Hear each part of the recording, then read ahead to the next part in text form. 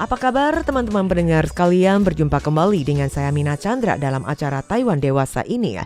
Kembali akan menghadirkan informasi seputar Taiwan. Topik kali ini berkaitan dengan kesehatan, berkaitan dengan penderita kanker, di mana mereka yang juga mendapat kehangatan dan juga perhatian dari beberapa kalangan. Karena pasien kanker sendiri seperti yang diketahui ketika mereka menjalani kemoterapi dan mengalami kerontokan pada rambut mereka. Dengan adanya perubahan fisik ini akan membuat mereka semakin depresi dan down. Oleh karena itu ada beberapa kalangan yang memberikan perhatian, peduli kepada mereka agar mereka bisa bangkit kembali menghadapi kehidupan sehari-hari dan juga bisa hidup sebagaimana layaknya. Nah, anggota parlemen Kuomintang Wang Meiling di mana telah lama mengabdikan diri pada kesejahteraan masyarakat dan mengadakan acara donasi rambut tahunan di Taoyuan dengan menyumbangkan rambut yang dijadikan sebagai donasi. Dari rambut tersebut akan dijadikan sebagai wig bagi penderita kanker. Hal ini tentunya akan memberikan kehangatan dan kekuatan bagi mereka. Nah, pihaknya yang juga mengatakan bahwa pasien kanker seringkali mengalami kerontokan rambut akibat kemoterapi selama perawatan.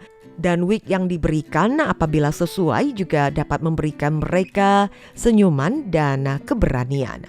Setiap helai rambut yang merupakan kelanjutan dari cinta dan setiap wig juga merupakan titik awal untuk terlahir kembali. Dengan acara donasi rambut akan melahirkan kembali kehidupan yang lebih indah. Di Taoyuan untuk donasi rambut yang sudah berjalan selama 18 tahun dengan tujuannya adalah memberikan kehangatan dan kekuatan bagi pasien kanker. Rambut dan juga dana yang disumbangkan digunakan oleh Rumah Sakit Memorial Changken untuk membuat wig yang akan dibagikan kepada penderita kanker secara gratis.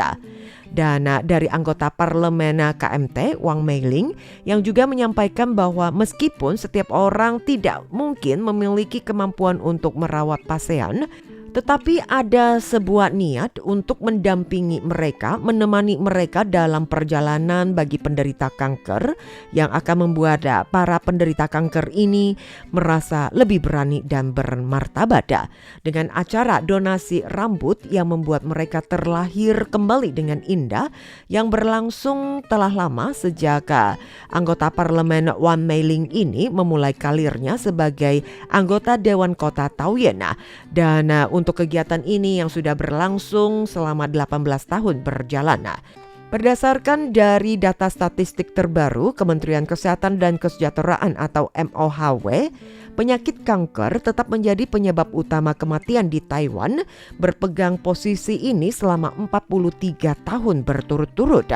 Dan hampir satu orang Taiwan terdiagnosa menderita kanker setiap 4 menit 2 detik. Wah, sangat rentan sekali. Pasien kanker yang sering mengalami kerontokan rambut akibat kemoterapi selama menjalani perawatan medis menyebabkan tekanan psikologis yang cukup besar, terutama untuk anak-anak yang mengalami diskriminasi dari teman-teman sekolah, teman-teman sebaya, bahkan juga dapat menjadi trauma sekunder. Dan dirinya percaya dengan wig yang sesuai untuk pasien kanker akan memberikan mereka lebih berani, membuat mereka lebih banyak tersenyum. Secara signifikan juga membantu mereka membangun kepercayaan diri, menyesuaikan diri baik secara mental maupun fisik, sehingga mereka bisa kembali dalam keluarga mereka atau hidup bersosial di dalam masyarakat. Untuk membantu pasien kanker agar mereka bisa lebih baik dalam kehidupan mereka sehari-hari, baik di sekolah atau dalam masyarakat. Karena ada ratusan anak dan orang dewasa yang memotong rambut panjang kesayangan mereka setiap tahunnya, di mana rambut kesayangan mereka ini disumbangkan untuk membuat wig, dan wig tersebut yang disumbangkan kepada pasien kanker. Anggota parlemen Wang Meiling sendiri juga mengungkapkan rasa terima kasih dan apresiasi sebesar-besarnya kepada para donatur ini dan mengatakan bahwa ini merupakan keindahan di mana melampaui dari seikat rambut yang mereka sumbangkan karena hati mereka benar-benar menunjukkan keindahan.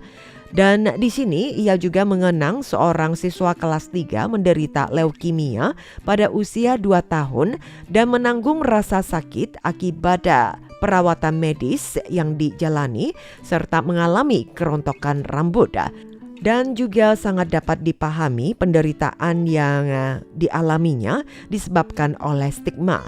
Dan kini sudah sembuh, siswa tersebut juga aktif menawarkan rambutnya untuk disumbangkan, berharap bisa menyemangati orang-orang lain, baik itu anak-anak atau juga orang tua yang masih berjuang melawan kanker karena rambut mereka mengalami kerontokan dan juga kisah-kisah mereka. Dari acara donasi rambut dan juga dana yang ada, seorang pria dewasa juga turut menyumbangkan rambutnya dan di mana ia mengabaikan norma-norma sosial yang ada, ikut memanjangkan rambutnya yang sehat dan setelah panjang kemudian dipotong. Dari potongan rambutnya tersebut disumbangkan untuk para penderita kanker. Dan tujuan ini adalah mendukung kegiatan donasi rambut bagi penderita kanker. Nah, bagaimana dengan pandangan teman-teman? Aminah sendiri merasa sangat terharu dengan kegiatan positif, kegiatan baik ini bisa memberikan bantuan kepada orang lain. Kita bisa menyebarkan kebaikan dan cinta kita melalui seikat rambut. Nah, mungkin dari teman-teman yang juga penasaran, apa sih persyaratan untuk bisa menyumbang rambut tersebut? Dari rambut tersebut yang akan dijadikan sebagai wig dan wig tersebut yang akan dibagikan secara cuma-cuma kepada penderita kanker. Tentunya untuk donasi rambut ini juga ada beberapa kriteria persyaratan yang harus dipenuhi. Dan apakah donasi rambut setiap tahun juga terus berlanjut? Memang benar, dari yayasan yang menerima donasi rambut dari masyarakat terus berjalan hingga saat ini. Dan mengenai berapa panjang rambut yang dibutuhkan untuk donasi, dan di sini dikatakan untuk rambut panjang minimal 30 cm dan rambut yang tidak disemir atau tidak dikeriting. Mengapa harus 30 cm?